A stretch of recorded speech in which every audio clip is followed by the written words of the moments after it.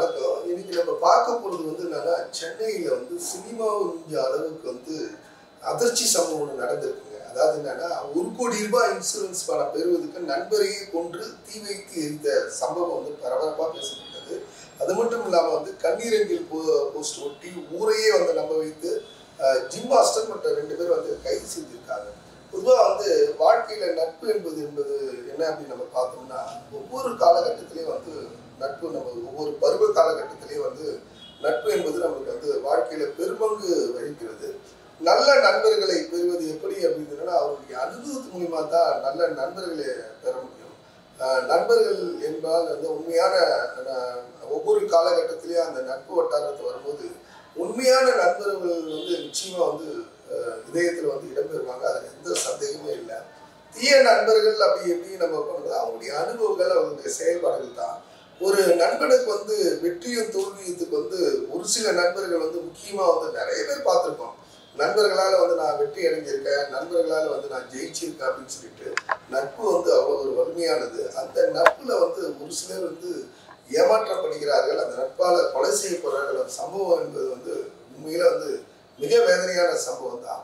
அது வந்து சமீபத்தில் நடந்தது. அதாவது வந்து சென்னை ஐநாவரத்தை சேர்ந்த ஒரு ஜிம் மாஸ்டர் சுரேஷ் என்பவர் வந்து தன்னுடைய நண்பரை வந்து ₹1,00,00,000 இன்சூரன்ஸ்க்காக வந்து கழுத்தை நெரித்து கொலை செய்த சம்பவம் வந்து அது சம்மந்தமாக வந்து பெரிய சினிமா காட்சியில் வருகிறது போல வந்து ஒவ்வொரு ஸ்டெப்பும் அவனுடைய நடவடிக்கைலாம் பார்த்தோம்னு வச்சுங்களேன், அந்த அளவுக்கு வந்து பரபரப்பாக வந்து பேசிக்கிட்டாங்க. அதாவது வந்து செங்கல்பட்டு மாவட்டம் அச்சிரப்பாக்கம் அருகே அண்ணனார்னு சொல்லிட்டு அண்ணனூர் அப்படின்னு சொல்லிட்டு ஒரு பகுதி. அந்த பகுதியில் வந்து கடந்த செப்டம்பர் மாதம் வந்து 19ஆம் தேதி வந்து ஒரு வாலிபர் வந்து ஒரு குடிசை வீட்டில் எரிந்த நிலையில வந்து இருக்கிறதா வந்து போலீஸாருக்கு வந்து தகவல் தெரிவிக்கிறாங்க. போலீஸார் வந்து அந்த இடத்துக்கு வந்து சம்பவ இடத்துக்கு வந்து அந்த வாலிபருடைய அந்த பிணத்தை பெற்றுட்டு அது யாருன்னு சொல்லிட்டு விசாரிக்கும் போது அந்த குடிசை வீடு யாரு, ஒரு இறந்தவர் யார் அப்படின்னு விசாரிக்கும் போது அந்த குடிசை வீடு வந்து சுரேஷ் என்பவருக்கு சொந்தமானது. அவர் சென்னை வந்து ஐநாவரத்தை சார்ந்தவர் அப்படின்னு சொல்லிட்டு முதல்கட்ட விசாரணையில் வந்து தெரிய வருது. அந்த முதல்கட்ட விசாரணையில் வந்து தெரிஞ்ச பிறகு என்ன பண்ணுறாங்கன்னா, போலீஸார் வந்து ஐநாவரத்துக்கு வராங்க. ஐநாவரத்துக்கு அதுக்கிடையில் அந்த ஐநாவரத்துக்கு வந்து அந்த அவங்களுடைய பெற்றோர்கிட்ட வந்து உங்கள் பிள்ளை சுரேஷ் எங்கே அப்படின்னு சொல்லிட்டு கேட்கும்போது, சுரேஷ் காணாமல் போயிருக்கா அப்படின்னு சொல்லிட்டு நாங்கள் வந்து கம்ப்ளைண்ட் புகார் கூட கொடுத்துருக்கோம் அப்படின்றாங்க. அப்படியா அப்படின்னு சொல்லிட்டு அவங்க பெற்றோரை கூப்பிட்டு போயிட்டு அந்த எரிந்த அந்த வாலிபருடைய பிணத்தை வந்து அவங்க பெற்றோர் காட்டுறாங்க. தன்னுடைய மகனாக இருக்கமா அப்படின்னு சொல்லிட்டு போலீஸார் கேட்கும் போது அவங்க வந்து என்ன பண்ணுறாங்கன்னா, அந்த பதட்டத்தில் அந்த பாடியை பார்த்த பிறகு தன்னுடைய காணாமல் போன தன்னுடைய அதே அவனுடைய வீடு தான் அந்த எரிந்த நிலையில் இருக்கிறதுனால வந்து அவங்க பெற்றோர் அந்த பதட்டத்தில் வந்து இது என் மகனாக தான் இருக்கும் அப்படின்னு சொல்லிட்டு சொல்கிறாங்க.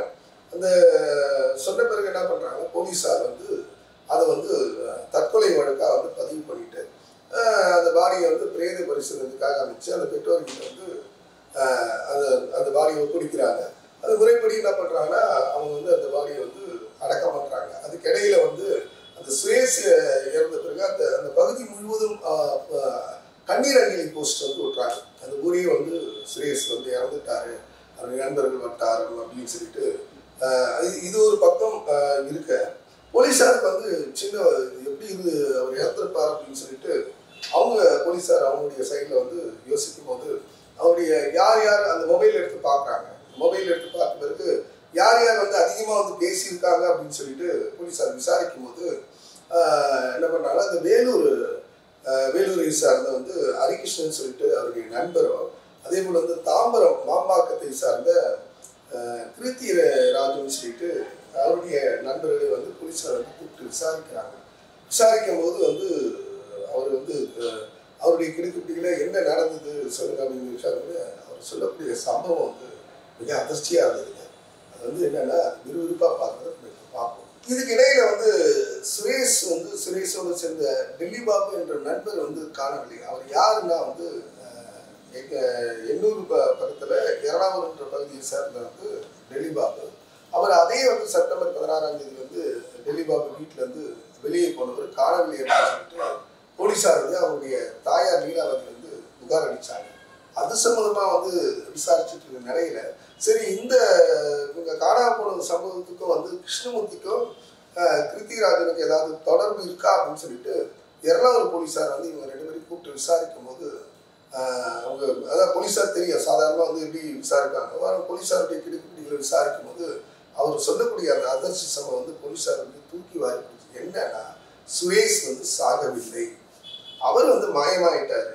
டெல்லி பாபு வந்து கொலை செய்யப்பட்டு கழுத்து நிறுத்தி கொலை செய்யப்பட்டு எரிக்கப்பட்ட சம்பவம் சொன்ன பிறகு ரொம்ப அதிர்ச்சியாகிறாங்க. என்னையா நடந்தது சொல்லுங்க அப்படின்னு சொல்லிட்டு போலீஸார் மறுபடியும் அவங்க சைடில் விசாரிக்கும் போது சொல்றாங்க, அதாவது வந்து கடந்த 16ஆம் தேதி வந்து சுரேஷ் ஜிம் மாஸ்டர் வந்து ஏற்கனவே வந்து 1 கோடி ரூபாய் வந்து இன்சூரன்ஸ் போட்டிருக்காரு. அந்த இன்சூரன்ஸ் வந்து நான் உயிரோடு இருக்கும் போதே வந்து அனுபவிக்கணும் அப்படின்னு சொல்லிட்டு திட்டம் போடுறாங்க.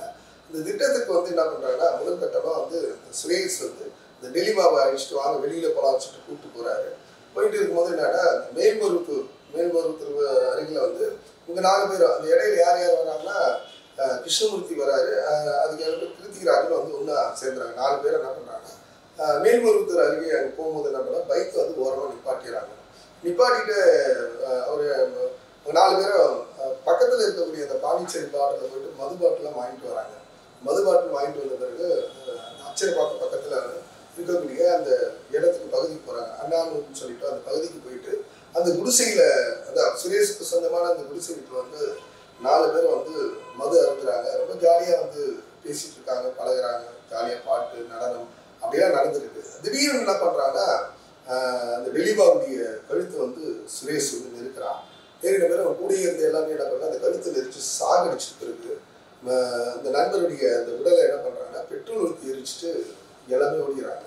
சுரேஷ் வந்து தலைமறைவாகிறாரு. அவர் எங்கே போகிறாருன்னா நேராக அரக்கோணத்தில் இருக்கக்கூடிய ஒரு பகுதியில் வந்து வீடு வாடகை எடுத்துட்டு அங்கே போயிட்டு அவர் செட்டில் ஆகிறார். இந்த நிலையில தான் வந்து போலீஸார் விசாரிக்கும் போது இந்த உண்மையை தெரியுது. இந்த உண்மையை மறைக்கிறதுக்கு என்ன பண்ணியிருக்காங்கன்னா, ஊர் முழுக்க அந்த போஸ்டர்ஸ்லாம் வந்து அடிச்சு பண்ணுறாங்க.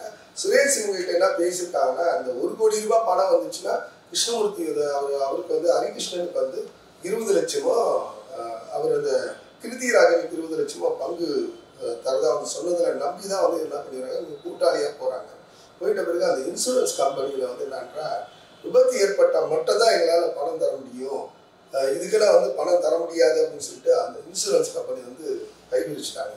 இந்த பாவம் அவருடைய அந்த டெல்லி பாபுடைய மரணம் யாருக்கு, அதாவது பேராசை பிறநஷ்டம்னு சொல்லுவாங்க. நட்பு என்பது வந்து சாதாரண விஷயம் இல்லைங்க. முகநக நட்பது நட்பன்று, நெஞ்சத்துக்கு அகநக நட்பது நட்புன்னு சொல்லிட்டு வள்ளுவர் வந்து சொல்லியிருக்காருங்க. ஒருவருடைய பழகும் போது வந்து அதை பார்த்து பழகணும். யார் இருந்தாலும் சரி, அவருடைய அனுபவம் அவருடைய குணாதிசயம் தெரிஞ்சு அவன் தீயவன் சொல்லிட்டு தெரிஞ்ச பிறகு நம்மளாம் வந்து ரொம்ப நட்பு என்பது ஒரு சாதாரணம் இல்லை. அதே போல நட்பு என்பது உயிர் கொடுக்கக்கூடிய சூழ்நிலை கூட எத்தனையோ கதைகளை நம்ம பார்த்துருக்கோம், எத்தனையோ நட்பு வட்டாரங்களை பார்த்துருக்கோம். ஒவ்வொரு குடும்பத்தை தாங்கக்கூடியவர்கள் அகத்தின் அடங்கு முகத்தில் காட்டு அப்படின்னு சொல்லுவாங்க. அவருடைய நல்ல நட்பு என்பது வந்து அவனுடைய பழகக்கூடிய விதத்துல நம்ம தெரிஞ்சுக்கலாம். அவன் எப்படி வந்து நல்ல நண்பன் வந்து உயிரை கொடுப்பான், ஆனா தீயவன் வந்து உயரத்துல இருந்தாலும் பள்ளத்துல தள்ளிடுவான். ஆனா அந்த தீய எண்ணம் கொண்ட அந்த சுரேஷ் ஜிம் மாஸ்டரும் அவனுடைய கூட இருக்கக்கூடிய இந்த ஹரிகிருஷ்ணனும் கிருத்திராஜனும் டெல்லி பாபா போன்ற விதங்கள் தெரியும். அதனால நண்பர்களே, நீங்கள் பழகும் போது ஒரு நட்பு என்பது எப்படி இருக்கும்னு சொல்லிட்டு உங்களுடைய அனுபவத்துல வந்து நல்ல நண்பனா அப்படின்னு சொல்லிட்டு தீர்மானிங்க. யாரையும் இந்த காலத்துல நம்பக்கூடாது அப்படி என்பதுக்கு இது ஒரு உதாரணம். ஆனா எல்லா நண்பர்களும் அப்படி இல்லை. நட்புக்காக உயிர் கொடுக்கக்கூடிய நண்பர்கள் 1000 பேர் உண்டு. ஆனால் ஒரு சிலரால் அந்த நட்பின் இலக்கணத்தை ஒரு தீய நண்பர்களால் வந்து ஒரு கேள்விக்குறியா இருக்கு.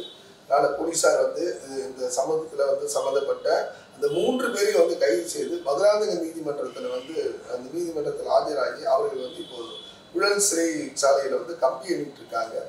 நன்றி, வணக்கம்.